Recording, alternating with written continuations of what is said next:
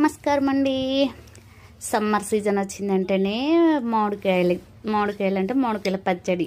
ఉగాది పచ్చడి అయ్యేదాకా మా అమ్మ వాళ్ళైతే మామిడికాయ కొయ్యనియపోయేదండి చెట్టు మీద. నేనైతే మామిడికాయలు తెచ్చుకున్నానండి, పచ్చడి చేస్తున్నా.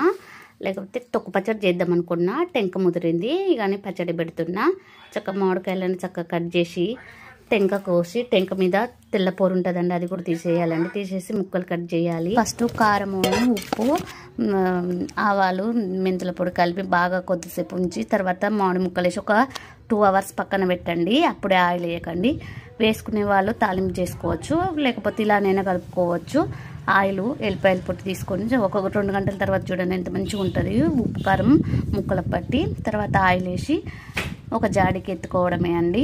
అలా ఎత్తుకున్నాక 2 days తర్వాత ఒకసారి తీసి చూసి మళ్ళీ కొంచెం చప్పగా ఉంటే సాల్ట్ వేసుకోండి. బరాబర్ సరిపోద్ది. మ్యాక్సిమం నేను కలిపిన గంజుల్ని ఒక ముద్దాన్ని వేసుకొని తిన్నానండి.